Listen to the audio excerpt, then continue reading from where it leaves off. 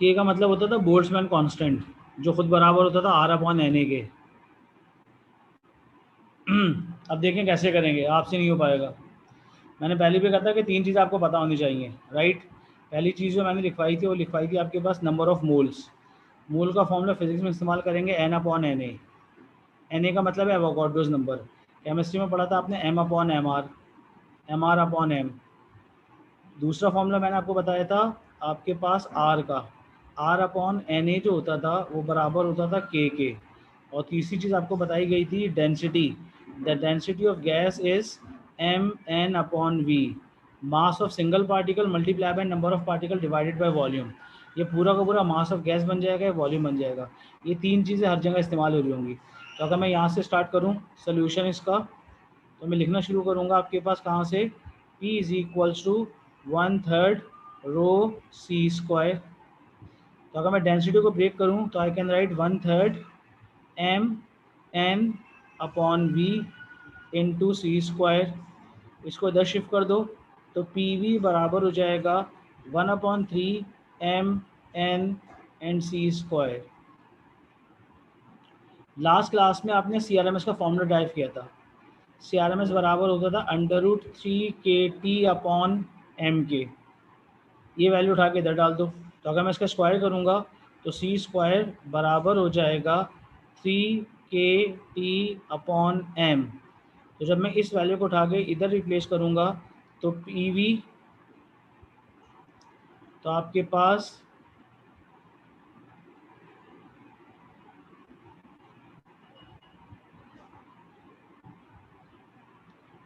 तो आपके पास P V बराबर हो जाएगी, पी वी बराबर हो जाएगा 1/3 एम एन, और सी स्क्वायर की वैल्यू क्या लिख चुके हैं आप, multiply by 3 K T upon M. उसका मतलब होगा m से m कैंसिल, 3 से 3 कैंसिल, तो आपके पास पी वी बराबर आ गया n के टी के। ये फॉर्मूला आपने ऐसे ड्राइव करना था। तो P V equal to N K T आपने इस तरह से प्रूव किया है। ये फॉर्मूला आपने लास्ट क्लास में ड्राइव किया था।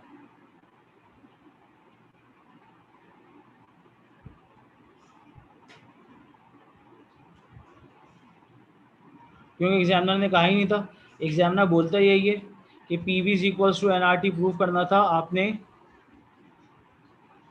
जब आप उसके प्रूफ की बात करोगे तो एक्चुअल में एग्जामिनर आपसे बोल रहे हैं कि स्टार्टिंग फ्रॉम, सवाल गौर से देखो, सवाल में लिखा हुआ है आपके पास start from P V equals to N R T. Start वहाँ से नहीं करना जहाँ से तुम बोल रहे हो, स्टार्ट करना था आपके पास कहाँ से, P is equal to 1/3 rho C square से। और अगर तुम P is equal to N R T से प्रूफ करना चाहते हो तो बहुत ही आसान हो जाता, राइट। हसान अर्शद साहब कह रहे हैं कि P V is equal to N R T से क्यों नहीं स्टार्ट किया, क्योंकि एग्जामिनर ने कहा नहीं था। लेकिन अगर आपको अपनी दिल की तसल्ली चाहिए तो मैं करा देता हूँ, P V is equal to N R T से भी हो सकता है ये। P V is equals to N R T से अगर आप इसको प्रूफ करना चाहते हो तो पी वी बराबर होगा एन। एन का फॉर्मूला मैंने ऊपर लिखा है, क्या लिखा है एन का फॉर्मूला, ये लिखा हुआ है। एन जो है किसके बराबर होता था, ये लिखा हुआ है, एन बराबर होता था एन अपॉन एन ए के। उसका मतलब होगा अगर मैं मोल्स की बात करूं तो मैं यहाँ पे लिख सकता हूँ N upon N A multiply by R multiply by T. तो उसका मतलब हो जाएगा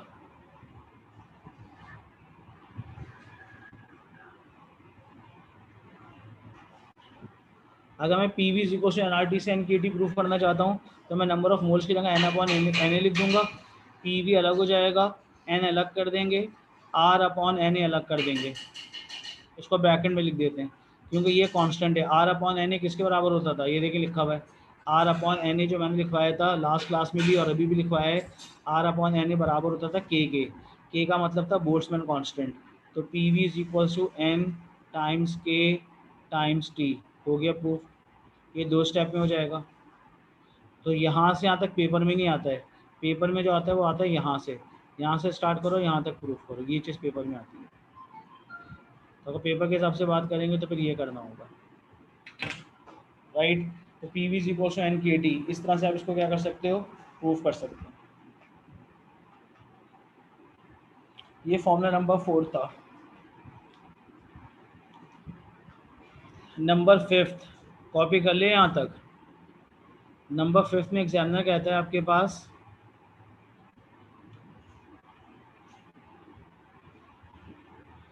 नंबर 5 में एग्जामिनर आपसे कहता है जी इसको कॉपी कर लें पूरे को पहले, तो मुझे अगली पे जाना है।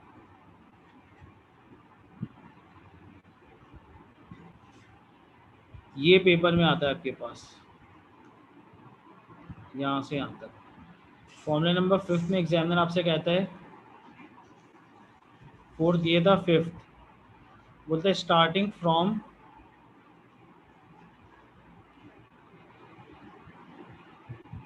P is equals to 1/3 rho C square. Show that kinetic energy of gas is directly proportional to its temperature.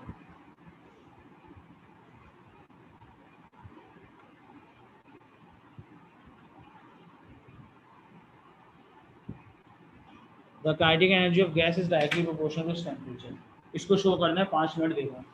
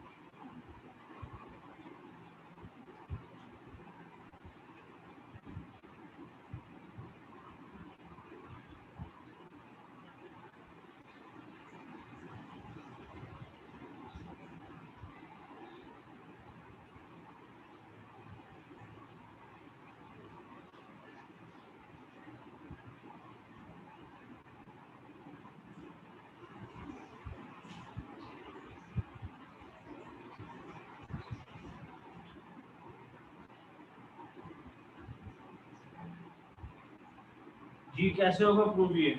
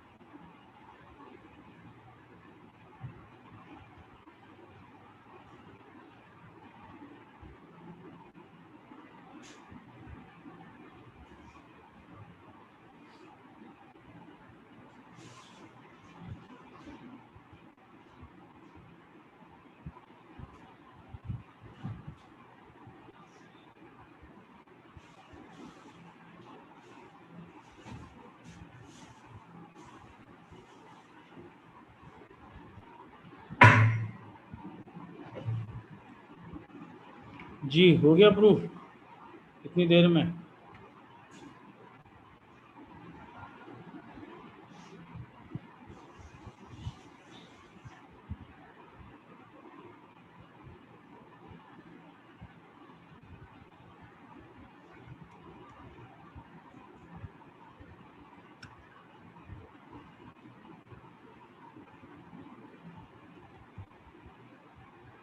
अब देखिए, अगर आप काइनेटिक एनर्जी को प्रूफ करना चाहते हो डायरेक्टली प्रोपोर्शनल टेम्परेचर है और स्टार्ट करना था P is equal to 1/3 rho C square,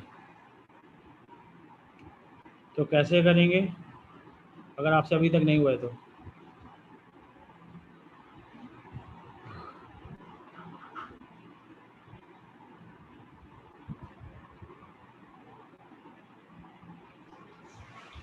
अब देखिए, इसके लिए मैं यहाँ से स्टार्ट करता हूँ।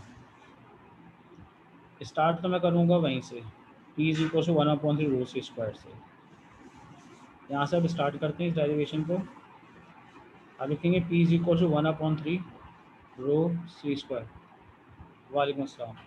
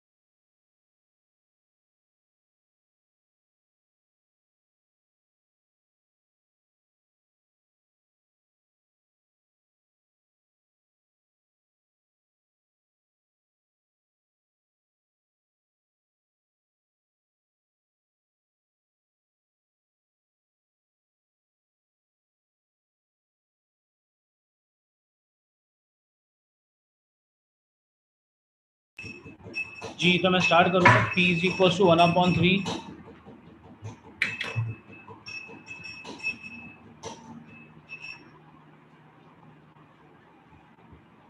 स्टार्ट में करूँगा P is equal to 1/3 P is equal to 1/3 rho C square से मैं स्टार्ट करूँगा, राइट। और अगर मैं इसको यहाँ से स्टार्ट करता हूँ मैं,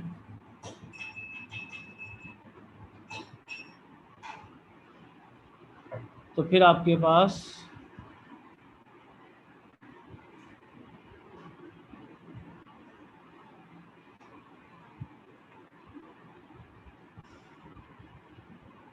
जी, तो फिर मैं आपके पास लिखूँगा P is equal to 1/3 rho C square. मैं वही स्टार्ट करूँगा P is equal to 1/3। Rho का मतलब है density, mass multiply by number of particle divided by volume into C square आ जाएगा। इसको इधर शिफ्ट कर देंगे तो ये बन जाएगा पी वी। तो पी वी बराबर हो जाएगा 1/3 mn c² के।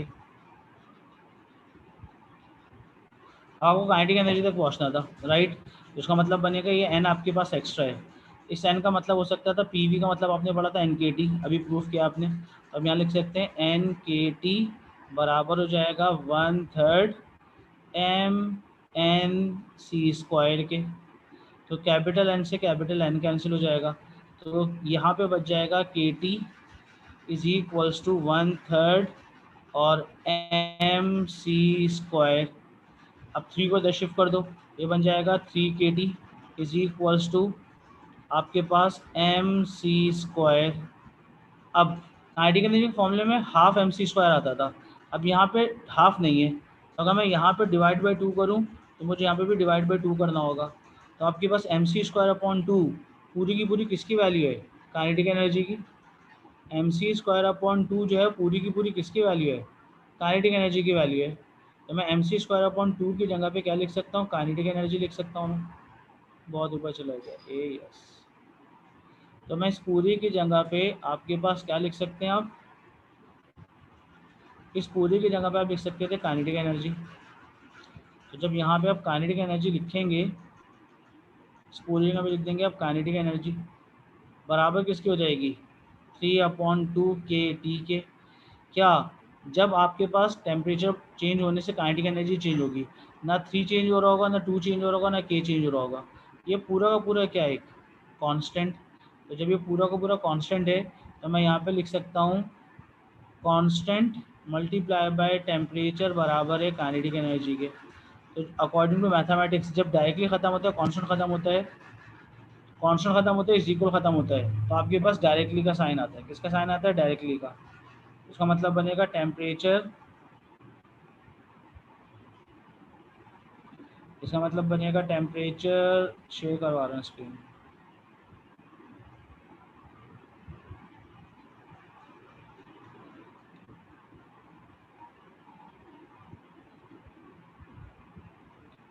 ये हुई शेयर स्क्रीन।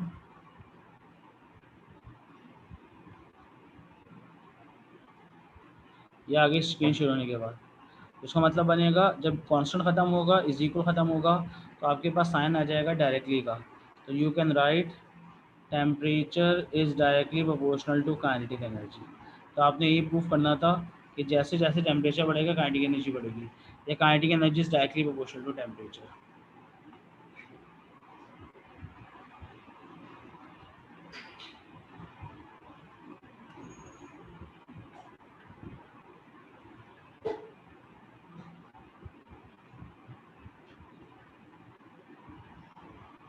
तो आपके पास ये पूरी डेरिवेशन यहाँ से स्टार्ट होगी और यहाँ तक आएगी। साइज़ में छोटा कर देता हूँ। तो टोटल 5 डेरिवेशन है इसके अंदर और इन्हीं से रिलेटेड सवाल आते हैं। तो आइडियल गैस के अंदर आपको 5 डेरिवेशन पता होनी चाहिए, राइट। इस पूरी की तस्वीर मैं आपके पास खींच के भेज रहा हूँ। नंबर 4 भी इसके अंदर है, नंबर 5 भी है।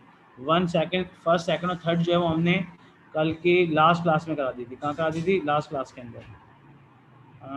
अच्छा जी, एक सेकंड, तस्वीरों को खींच के भेज रहा हूँ।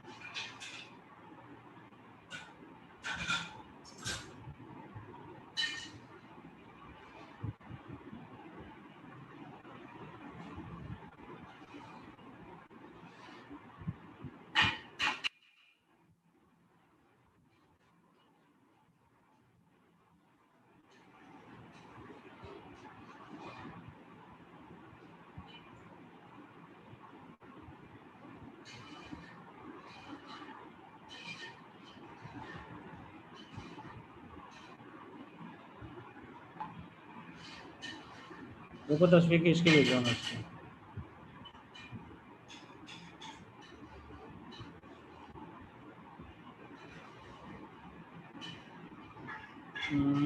एक सेकंड, A to B।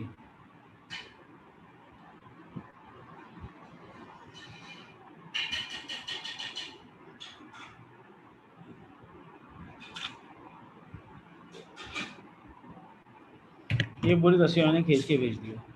तो जो 5 डेरिवेशन थी वो कौन कौन सी थी, और 5 डेरिवेशन कौन कौन सी हैं, राइट। जो आपके पास आएंगी इसी से रिलेटेड, ये रही। ये नंबर 4 हो गई थी। नंबर 5 पे आप लिख सकते हैं, नंबर 5 पे आप लिख सकते हैं kinetic energy is directly proportional to temperature.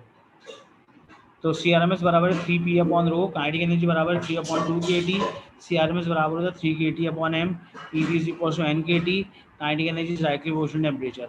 इन 5 में से कोई एक डेरिवेशन हर साल आपके पास आती है।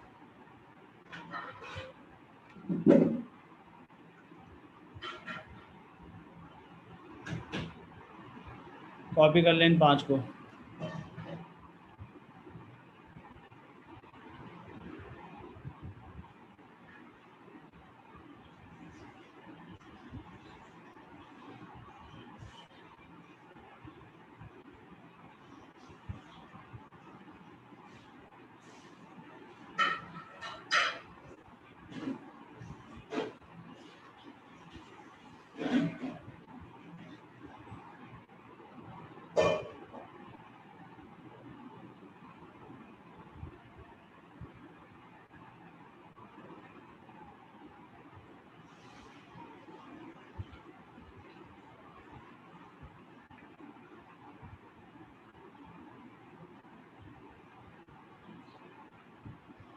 जब कॉपी हो जाए तो मुझे बता देना।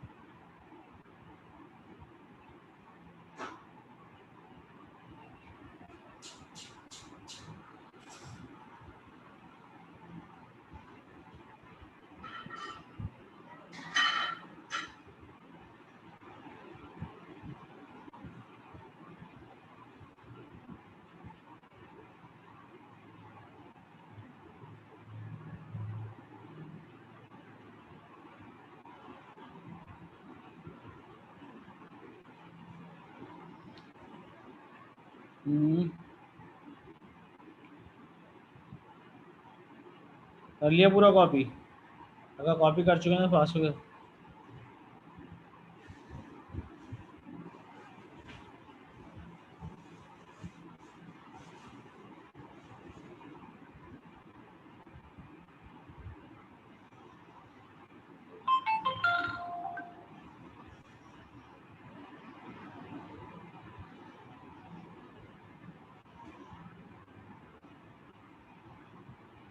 अब इसके एक 5 का सवाल देखते हैं ज़रा।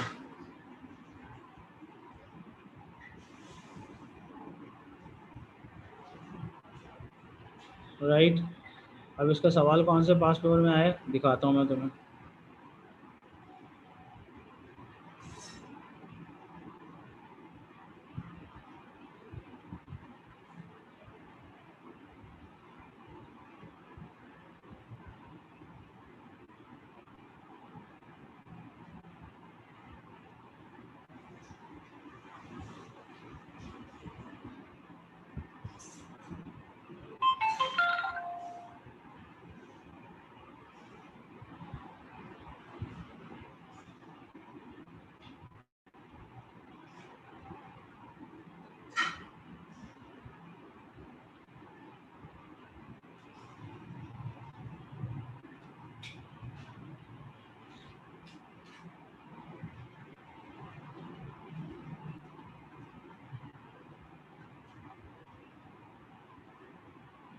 चलो मैं पेपर ऐड कर रहा हूँ एक, राइट, इसको सॉल्व करना है आपने। ये सारे क्वेश्चन जो हैं आपके पास इन्हीं क्वेश्चन से रिलेटेड होंगे। यहाँ तक आपने कर लिया था, राइट। ऐड करते हैं न्यू पेज, साइज का करते हैं थोड़ा बड़ा।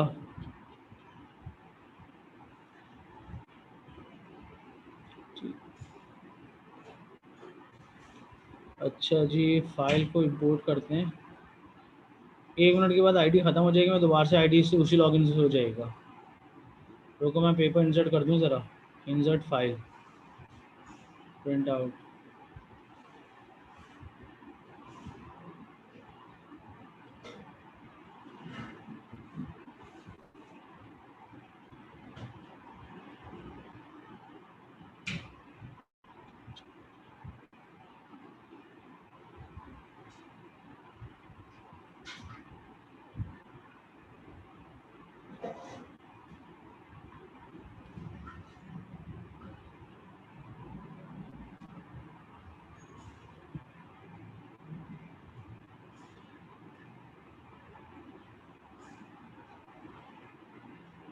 अच्छा जी, ये आपके पास है। और क्या नाम?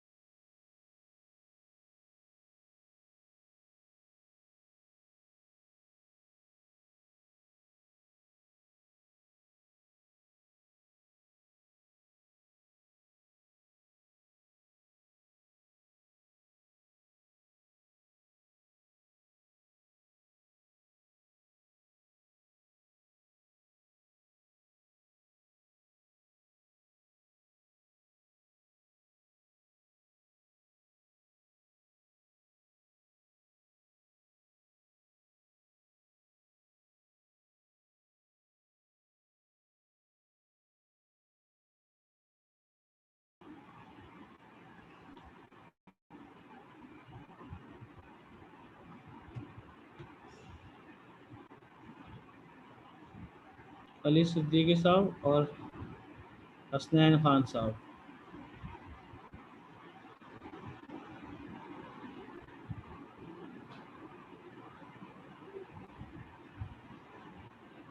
थर्मल ये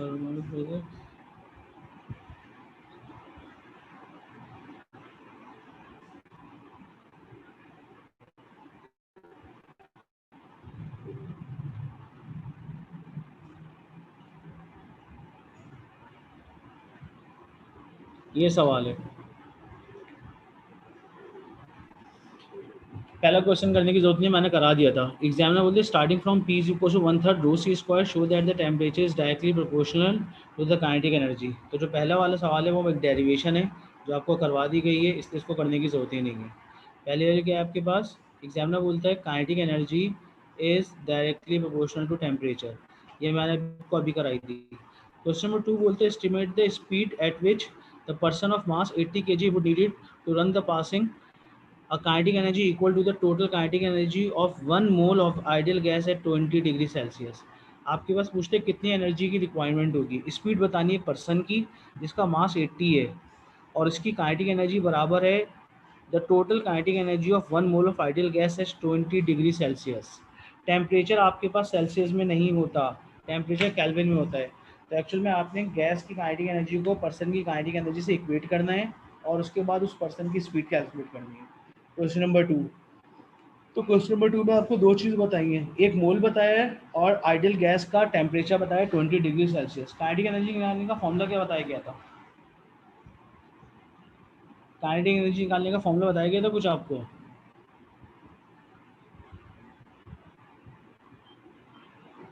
yes, question number 2, hurry up. 5 फॉर्मूले थे। कौन कौन से फॉर्मूले इस्तेमाल कर सकते हैं हम? पहले हम इस्तेमाल कर सकते थे काइनेटिक एनर्जी का फॉर्मूला अभी तो टाइप कराया था, 3/2 kT। C R M S बराबर होती थी 3 kT/m √।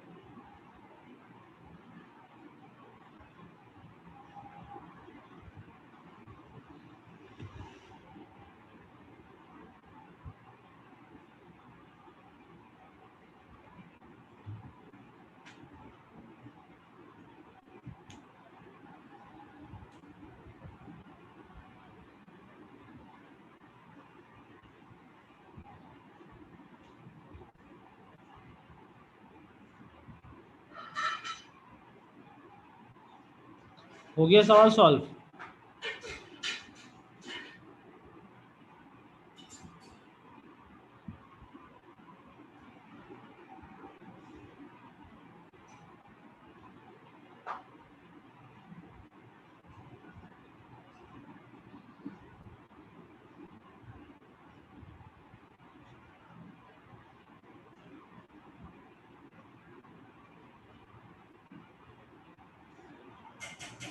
आंसर बताइए, आया आंसर नहीं आया?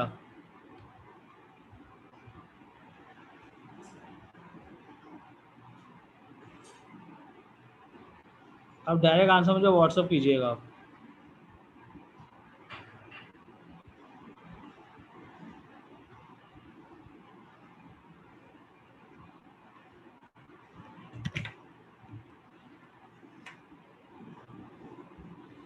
बल्कि काम करता हूँ ना, पढ़ना पढ़ना तो है नहीं तुमको, तो तुमको क्लास ही निकाल देता हूँ मैं, क्योंकि तुम्हें तो मुशायरा और भी बहुत कुछ मीम से आते हैं, वो करने का बहुत शौक है।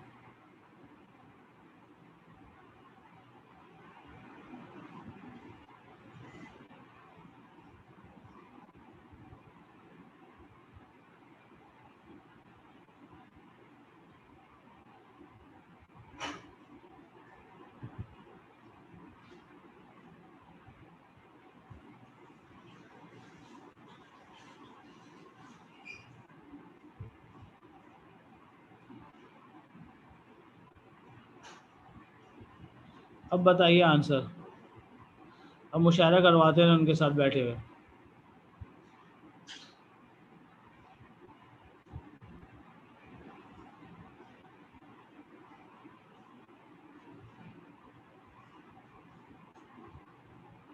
चलें बताएं आंसर क्या आएगा।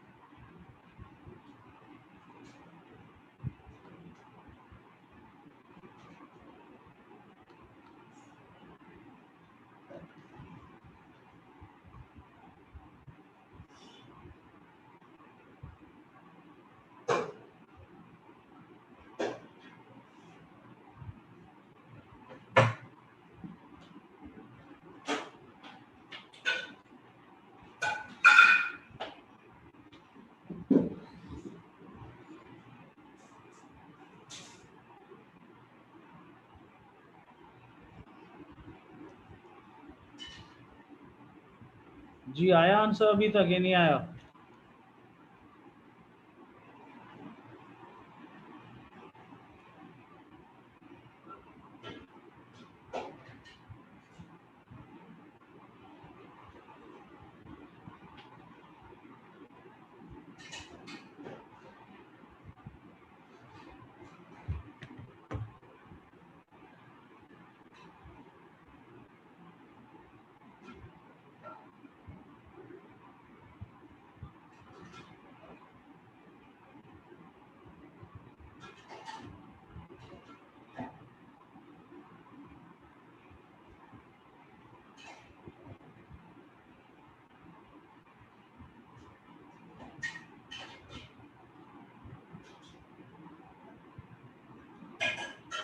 जी कैसे करेंगे इस सवाल को, तो मैं ही करा दूं? अब देखिए आपके पास पर्सन का मास गिवन था, इसका मतलब होगा आपने करना क्या होगा, इसकी काइनेटिक एनर्जी को इक्वेट करना होगा।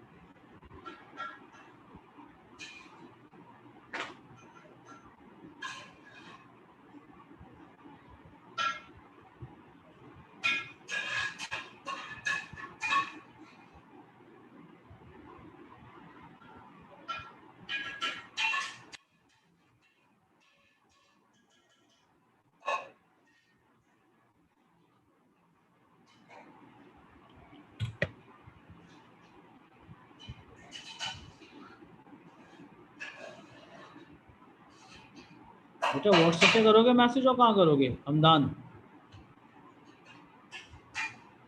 जी अगर आप इस बात को करना चाहते हैं क्वेश्चन नंबर 2 को, इसका मतलब होगा काइनेटिक एनर्जी ऑफ पर्सन बराबर होगा kinetic energy of ideal gas. Ideal gas की काइनेटिक एनर्जी जो बराबर थी वो आपने पढ़ी थी 3/2 kT, और पर्सन की काइनेटिक एनर्जी आपने पढ़ी थी 12 mv²। इसका मतलब बनेगा आपके पास पर्सन का मास कितना गिवन है 80, speed square is unknown, 3/2 k की वैल्यू कितनी होती थी 1.38 टाइम्स 10⁻⁻23, और टेम्परेचर कितना आएगा आपके पास, मगर 1 मोल है। ये जो काइनेटिक एनर्जी होती थी ये किसकी होती थी, एक पार्टिकल की होती थी। 3/2 1.38 इंटू 10⁻23 इंटू टेम्परेचर, टेम्परेचर लेंगे 20 + 273, मगर एग्जामिनर ने आपको बता दिया है 1 मोल है। तो ये जो आप एनर्जी लिख रहे हो 3/2 kT, ये किसकी लिख रहे हैं आप, एक पार्टिकल की लिख रहे हैं। It is only for 1 particle. तो 1 मोल में कितने पार्टिकल होते हैं, इसका मतलब होगा ये जो वैल्यू आ रही थी इस वैल्यू को मल्टीप्लाई करना पड़ेगा एवोगाड्रोस नंबर से। तो इसका मतलब होगा 1/2 times 80 times v² into Avogadro's number multiply by this whole thing. करो solve, 3/2 into 1.38 into 10⁻³ multiply by 293 और मल्टीप्लाई बाय अवोगाड्रोस नंबर, तो फिर v की वैल्यू निकलेगी। बताएं कितनी आ रही v की वैल्यू?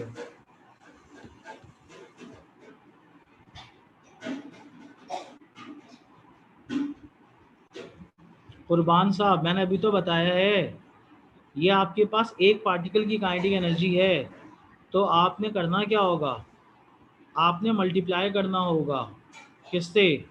1 मोल से। सवाल में लिखा हुआ था 1 मोल। 1 मोल में कितने पार्टिकल होते थे? 6.02 टाइम्स 10⁻23। तो अपने इस आंसर को, जो राइट हैंड साइड पर आंसर लिखा है, उसको मल्टीप्लाई भी तो करना पड़ेगा 1 मोल से। क्या ये बात समझ में आई कुर्बान? क्योंकि this is the kinetic energy of the single particle, ये तो सिंगल पार्टिकल की काइनेटिक एनर्जी निकलेगी। इसको मल्टीप्लाई करना पड़ेगा 1 मोल से। और 1 मोल में कितने पार्टिकल होते थे? ये देखो मैंने वर्किंग की भी है। 3/2 टाइम्स 1.38 टाइम्स 23 मल्टीप्लाई बाय 293। 293 कहाँ से आया? 273 ऐड करेंगे आप 20 के अंदर, और फिर उसको एवोगाड्रोस नंबर से मल्टीप्लाई करेंगे और उसको इक्वेट करेंगे हाफ इंटू 80 इंटू v² से। हरी अब कितना आंसर आएगा?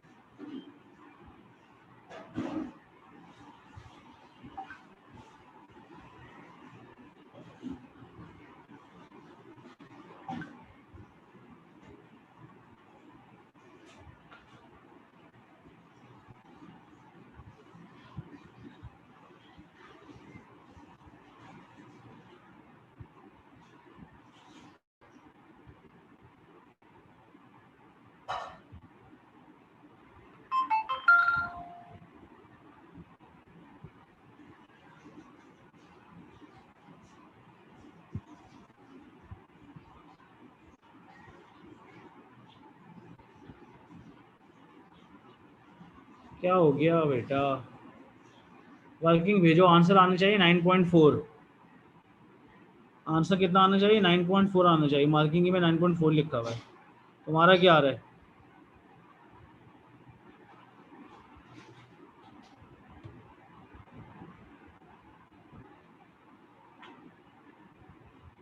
आया आंसर आपका?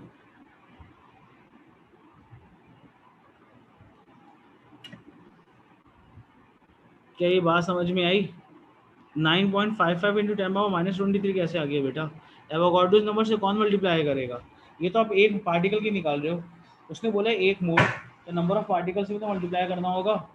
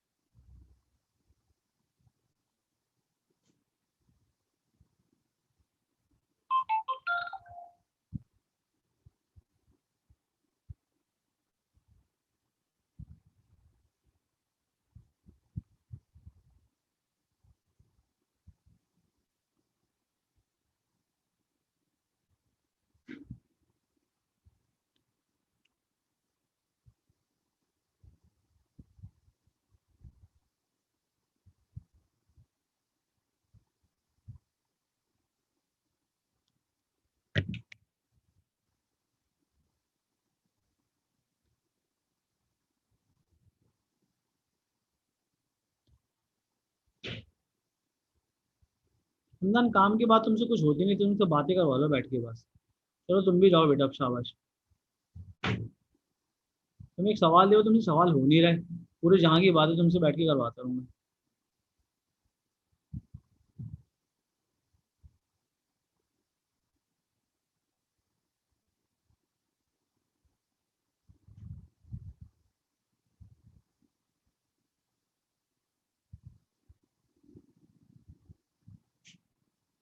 जी कितना आंसर आया?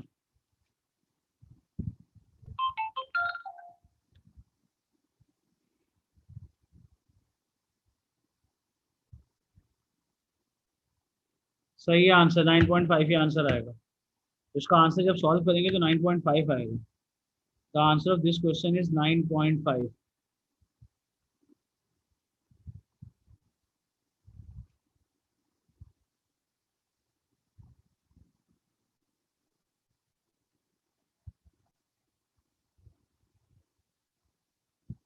ये इसकी वर्किंग है सारी की सारी, और आंसर जो फाइनल निकलेगा आपके पास वो निकलेगा 9.5।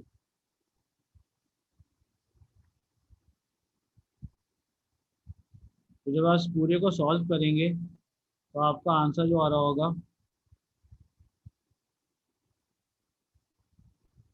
वो 9.5 आएगा। तो क्वेश्चन नंबर 2 का जो आंसर आएगा वो आएगा 9.5 मीटर्स पर सेकेंड। यमुना साहब आपका आंसर आया? हसीब शाहिद, हस्तान अरशद, जुनैद, कुर्बान। क्वेश्चन नंबर 3 कैसे करेंगे? A thermal insulating container is divided into two sections. One section contains 3 moles of neon at 400 degree Kelvin and other is 1 mole of neon at 600 Kelvin. Calculate the thermal equilibrium. आपने बताना है thermal equilibrium कैसे निकालेंगे।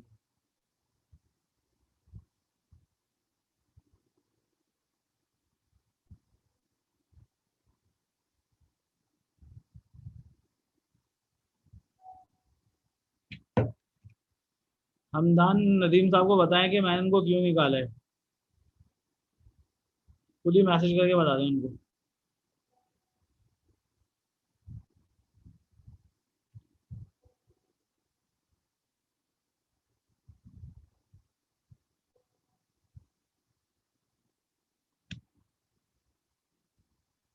जी हमदान नदीम के जो पक्के दोस्त है ना, जो रिप्लाई कर रहे हो तो उनके मैसेज के ऊपर बता दें उनको। निकाला थोड़ी वेटिंग रूम में डाला हुआ है, अभी बैठे रहो इंतजार करो। जब बोल बोल के थक जाना चैट करके तो फिर एंटर होने दूंगा। क्वेश्चन नंबर 3 कैसे करेंगे? आपके पास एक कंटेनर है, इस कंटेनर को आपने 2 सेक्शन में डिस्ट्रीब्यूट किया हुआ है, राइट। एक सेक्शन के अंदर 3 मोल है नियॉन के और टेम्परेचर है 400 केल्विन, और दूसरे के अंदर आपके पास भी नियॉन है मगर उसका 1 मोल है और आपके पास टेम्परेचर है 600 केल्विन। आपसे पूछता है जब इन दोनों गैसेस को मिक्स करोगे तो थर्मल इक्विलिब्रियम कैसे मिलेगा?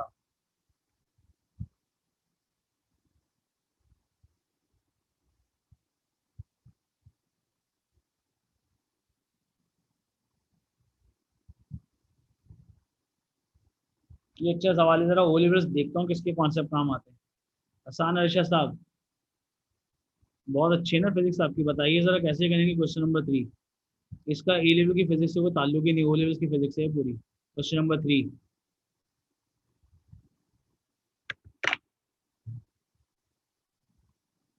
जी अली सिद्दीकी 9.55। जहाँ पे दोनों के टेम्परेचर मैच हो जाए उसको बोल देते हैं थर्मल इक्विलिब्रियम। जग मारी ओ लेवल से तुमने।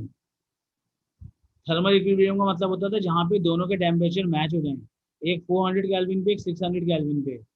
तो किस टेम्परेचर के ऊपर दोनों की वैल्यू मैच हो जाएंगी उसको बोलते थे थर्मल इक्विलिब्रियम। क्या कहते थे उसको? थर्मल इक्विलिब्रियम कहते थे उसको।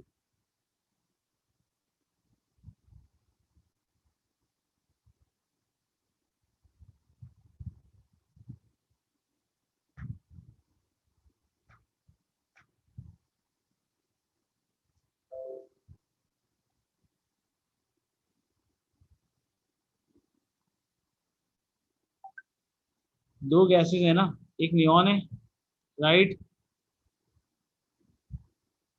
और दूसरी भी नियॉन है मगर एक के 3 मोल है एक के 1 मोल है।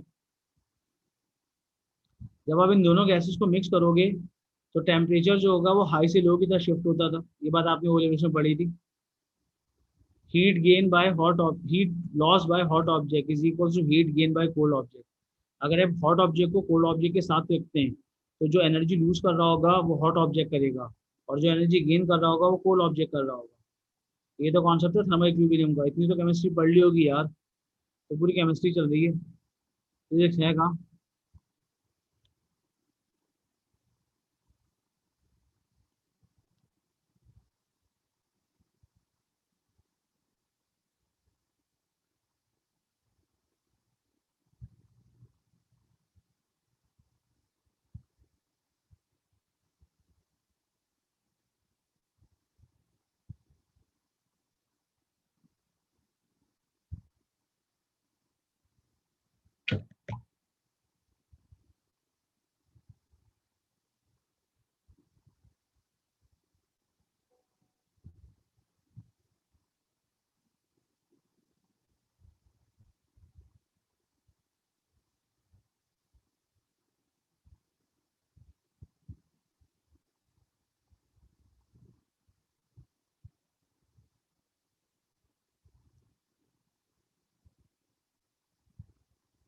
जी, ये सवाल भी मुझे ही करवाना पड़ेगा। क्वेश्चन नंबर 3 में एक्चुअल में आपके पास एक का टेम्परेचर है 400 केल्विन, दूसरे का टेम्परेचर है 600 केल्विन। उसका मतलब होगा energy loss by hot object is equal to energy gain by cold object. ये आपके पास हॉट ऑब्जेक्ट है और ये आपके पास कोल्ड ऑब्जेक्ट है। कोल्ड ऑब्जेक्ट, तो हॉट ऑब्जेक्ट का टेम्परेचर कितना है? तो आपने ओ लेवल्स का फॉर्मूला पढ़ा था एम सी डेल्टा थीटा, याद आ रहा है ओ लेवल्स? अगर मैं इसको इधर सॉल्व करूँ स्पेस लेने के बाद,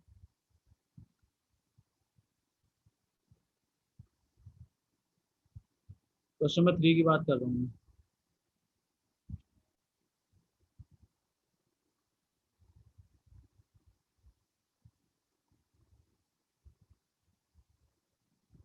साइज में इसको और छोटा कर देता हूँ।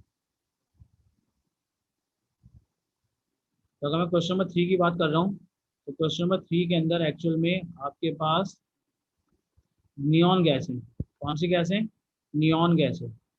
Number 3, energy gain by hot cold object is equal to energy gain by hot object. इसको बोलते हैं थर्मल इक्विलिब्रियम। बेटा आंसर की यूनिट होगी केल्विन, क्योंकि सवाल ही केल्विन में, सवाल केल्विन में तो आंसर भी केल्विन में आएगा।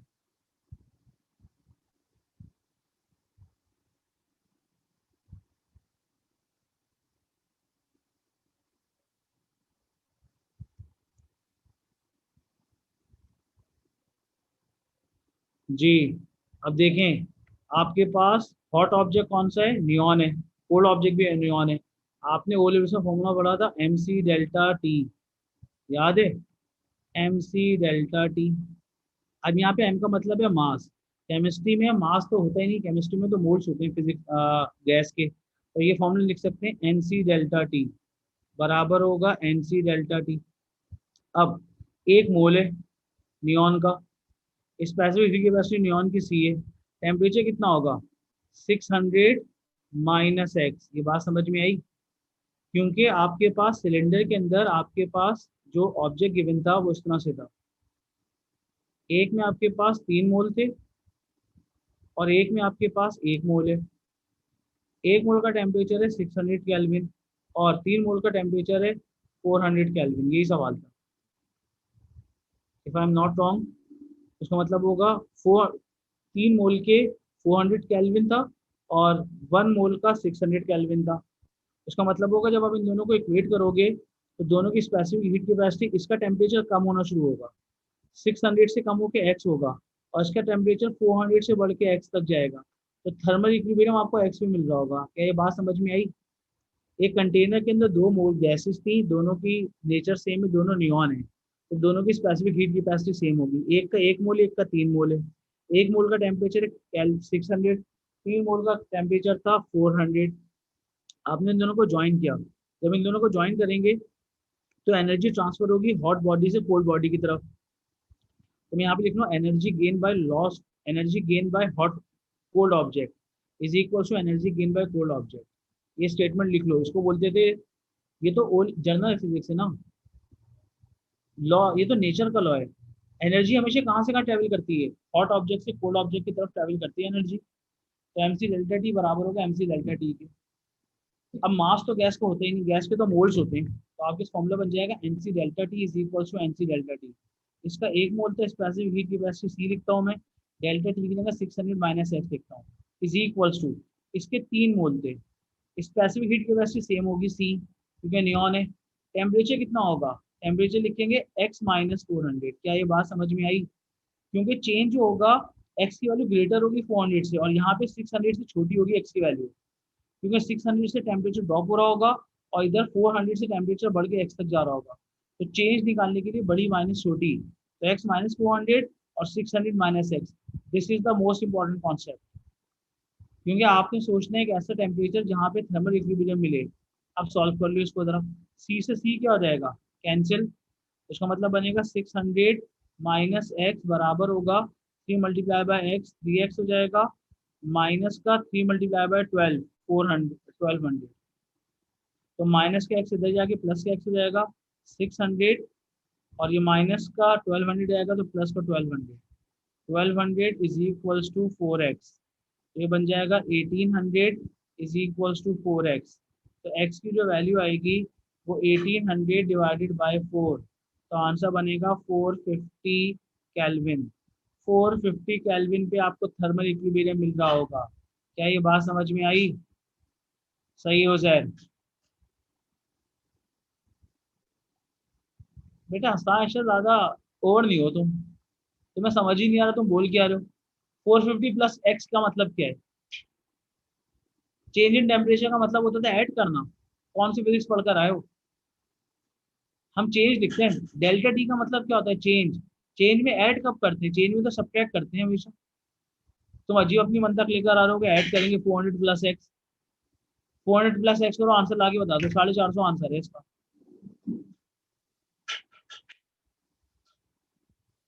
डेल्टा टी का मतलब क्या पढ़ा था? अभी तक घास खो दिए तुमने। स्टार्ट तो तुम्हारे आ गए मगर आता जाता तुम्हें कुछ भी नहीं है। डेल्टा टी का मतलब बताया था चेंज इन टेम्परेचर।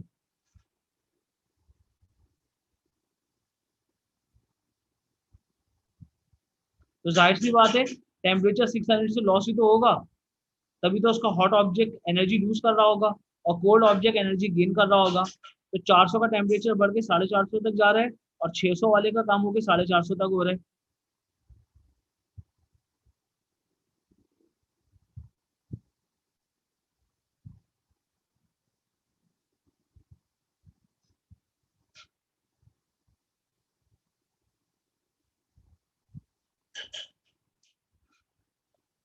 तो डेल्टा टी का मतलब होता था चेंज, और चेंज निकालते कैसे हैं, क्योंकि इसीलिए मैंने इसको इतना डिटेल में कराया है। इसका टेम्परेचर 600 से कम होके एक्स तक जाएगा, और इसका टेम्परेचर आपके पास 400 से बढ़ के एक्स तक जाएगा। ये देखें, ये एनर्जी गेन कर रहा है, ये एनर्जी लूज कर रहा है। तो चेंज कैसे निकालेंगे, एक्स बड़ा होगा या 400 बड़ा होगा? आप बताइए। अगर आप एनर्जी गेन कर रहे हैं तो उसका मतलब होगा आपकी बॉडी का टेम्परेचर बढ़ रहा होगा।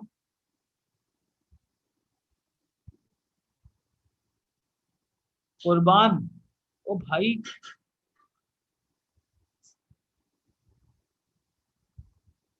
ये बहुत ही अलग स्टैंडर्ड का सवाल था। इसमें एवरेज बच्चे को तो समझ में आ जाएगा, मगर जो अबव एवरेज है ना, वो ऊपर से गुजर जाएगा उनके। जिससे कुर्बान और आसान है, सब कंफ्यूज हो गए। सिंपल सी लॉजिक है इसमें, इसीलिए मैंने सवाल करवा रहा हूँ ये। अगला क्वेश्चन।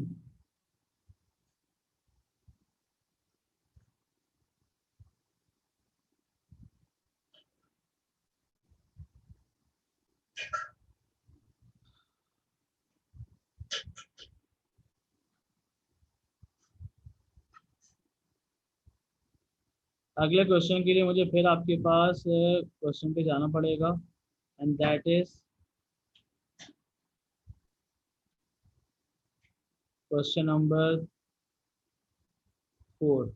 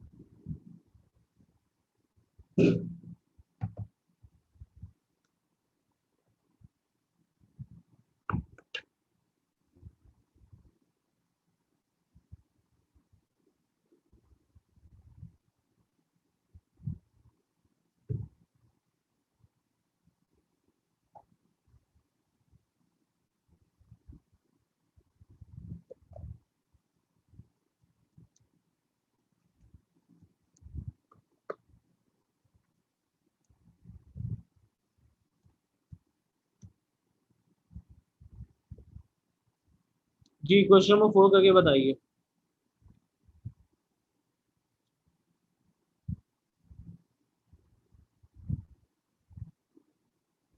क्वेश्चन नंबर 4 में लिखा हुआ है the root mean square speed of four molecules travelling with the speed of 300 400 500 and 600 metre पर second. Calculate the CRMS. CRMS निकालने का फॉर्मूला क्या बताया, याद है किसी को? अगर आपको गैस के 4 पार्टिकल गिवन है और चारों की स्पीड गिवन है तो उसकी आरएमएस वैल्यू कैसे निकालें? सीआरएमएस निकालनी है। क्या निकालनी है? सीआरएमएस। कैसे निकालेंगे?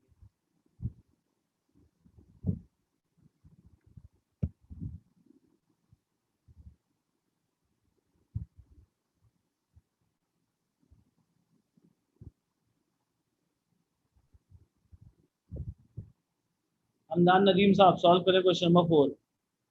4 पार्टिकल गिवन है, चारों पार्टिकल की स्पीड गिवन है, इसकी आरएमएस वैल्यू निकालें।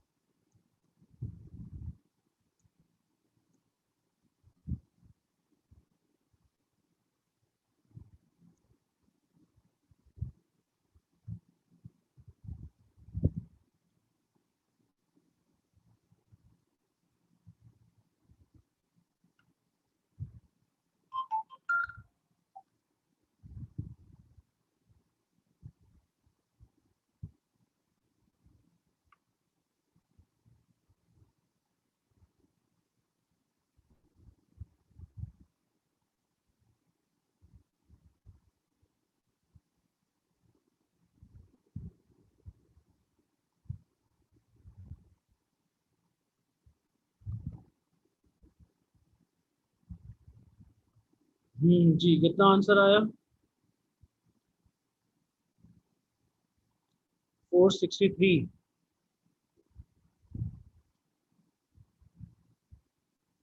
463 कह रहे हैं आप? सही है answer. 463 is the correct answer.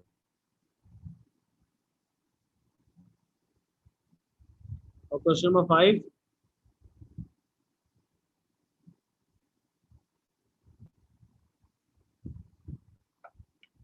अच्छी बात है। क्वेश्चन नंबर 5 कैसे करेंगे? बस 5 इज द लास्ट क्वेश्चन। 5 करो, उसके बाद छुट्टी।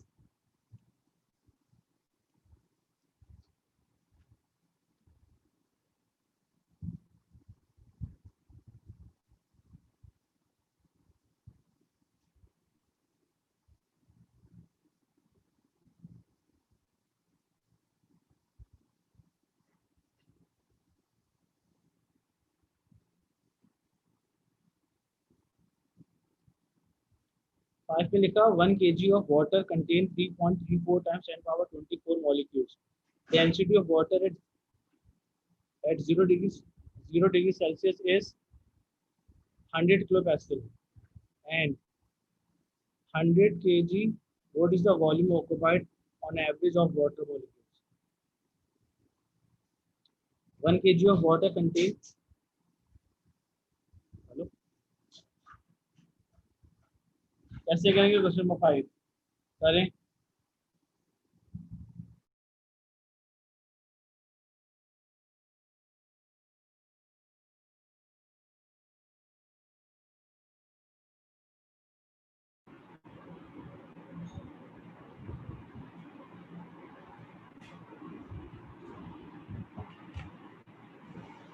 तो कर दो ना बेटा, सिंपल फॉर्मूला लगेगा, इजी है, बात इतनी कर रहे हो, इसी वजह करके दिखा दो।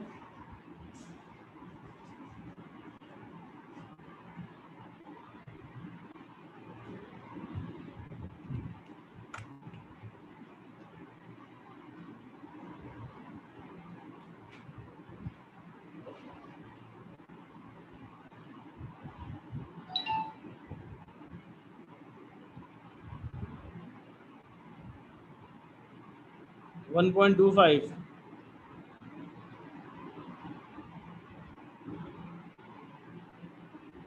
नहीं, 1.25 तो आंसर नहीं है।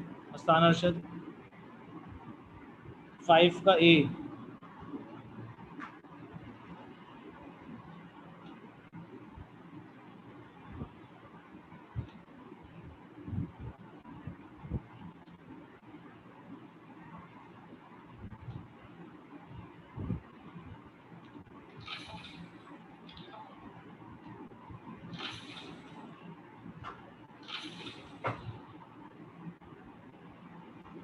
मेरा फॉर्मूला थोड़ी है बेटा, फिजिक्स का फॉर्मूला है, मेरा कहाँ से लाऊंगा मैं अपना? तुमने फॉर्मूला गलत लिखा होगा ना, कौन सा फॉर्मूला लगाया तुमने? आपका फॉर्मूला गलत है।